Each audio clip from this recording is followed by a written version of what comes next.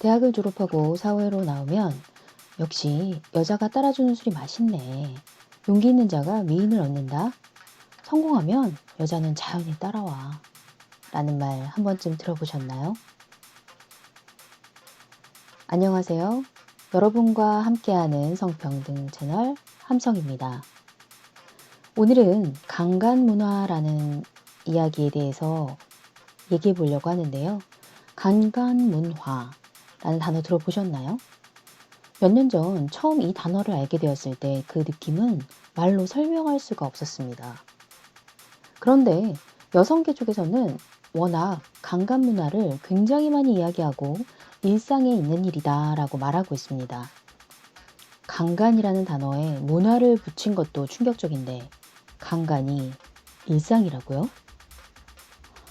그런데 이번에 터진 엠번방 사건을 접하니 설마 했었는데 그 단어의 사용이 맞는 것 같다라는 생각이 드는데요. 여성계에서는 소라넷 발생했을 때부터 계속 이어져 오는 같은 맥락에 있는 일들이다 라고 말을 합니다. 승리게이트나 정준영 사건 같은 인지도 있는 연예인들을 통해서 언론에 노출이 되어서 더 큰 사건처럼 보이는 것일 뿐 늘 주변에 있다는 말이라는 건데요. 사실 사이트에 가보면 후방주의라는 이름을 담는 사진들을 쉽게 접할 수 있고 그것을 공유하며 즐기는 일들이 많은 거죠. 그런데 이러한 사회 현상을 개인화, 축소화하려는 모습이 계속 발견되고 있습니다. 엠번방 조주빈의 신상이 공개된 후 쏟아지는 기사를 보니 가해자 한 명을 악마, 사이코패스로 표현하며 개인화시키기에 바쁜 언론이 있는 거죠. 하지만 주요 쟁점은 그것이 아닙니다. 어떤 분들은 이렇게 말합니다. 26만 명 아닌데? 모든 남자는 아닌데? 나 아닌데?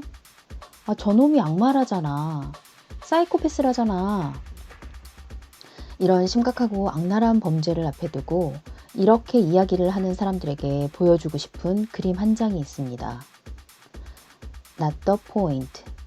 그것이 초점이 아닙니다. 엠번방 사건으로 대피소라는 방 이름을 개설하고 회원들이 이동했다는 기사 보셨습니까? 게다가 여전히 영상을 공유하고 거래한다는 정말 악질적이고 나쁜 사람들이 아닙니까? 이 사람들 피해 있다가 다시 보려고 그 대피소로 간 거 맞죠?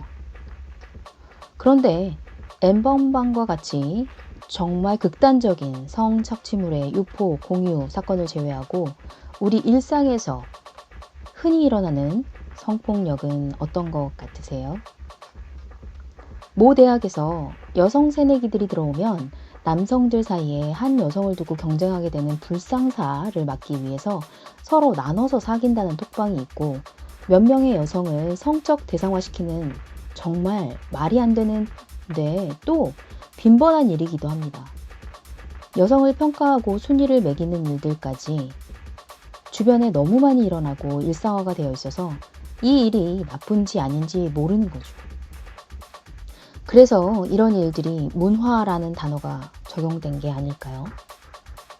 대학을 졸업하고 사회로 나오면 역시 여자가 따라주는 술이 맛있네. 용기 있는 자가 미인을 얻는다. 성공하면 여자는 자연히 따라와. 라는 말 한 번쯤 들어보신 적 있으십니까?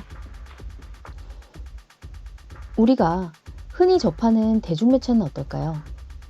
패널들이 말하는 내용에 자막까지 넣어서 이렇게 전파가 됩니다. 그렇다면 영화는 어떻습니까? 영화 내부자들에서 권력가들이 모인 술자리에 여성을 고르는 장면이 나옵니다.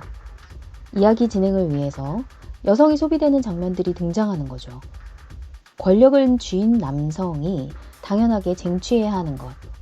그것이 바로 여성의 성이라는 것으로 그리는 겁니다. 남성이 자신의 권력을 드러낼 때 어김없이 등장하는 여성을 향한 성폭력 장면은 비판이 아닌 클리셰가 돼버렸고 폭력일 뿐만 아니라 현실을 미화하고 있습니다. 그냥 이야깃거리로 말이죠. 1천만 관객의 영화 검사회전에서는 꽃미남 사기꾼, 이 사기꾼이 자신의 목적을 위해서 지구당 경리와 성관계를 하는 장면이 있습니다. 그녀는 다짜고짜 바지를 벗으면서 섹스를 시도하는 치원을 밀어내며 잠깐만요 라고 외칩니다. 경리의 표정에는 당혹감과 두려움이 떠올라 있었고 그녀는 다가오는 치원의 가슴께를 두 손으로 밀쳐냅니다.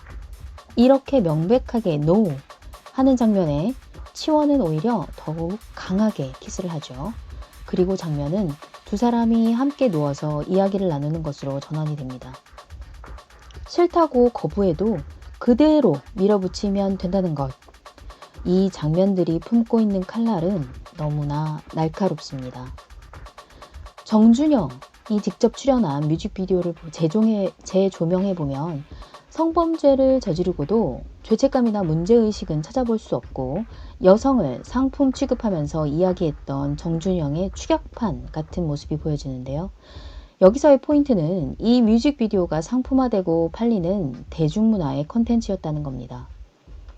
거의 대부분의 사람은 성욕이 있습니다. 하지만 그것을 자연스럽게 부각시키고 강조하면서 사람 자체를 상품화하는 것, 그것이 문제라는 겁니다. 나는 성욕이 있어. 너도 성욕이 있잖아. 그러니 이런 건 자연스러운 거 아니야? 라는 생각들이 신압으로 주입된다는 것이죠.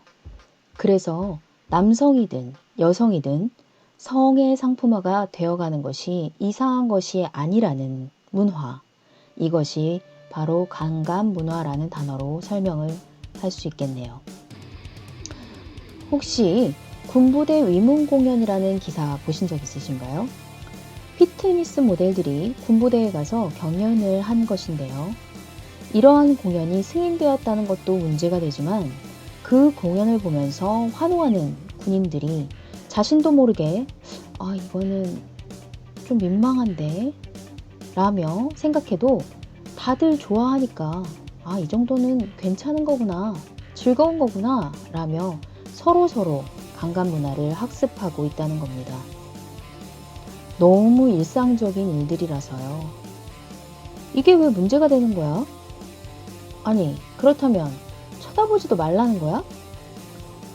좋은 걸 좋다고 말도 못해? 라는 의문을 제기하게 될 수도 있습니다. 하지만 여성이든 남성이든 사람은 상품이 아닙니다. 순위를 매기는 것, 평가를 하는 것, 그것이 문제가 되는 것인데 쳐다보지 말라는 거냐, 말도 못하게 하는 거냐 라는 반문은 적절한 질문이 아닌 거죠.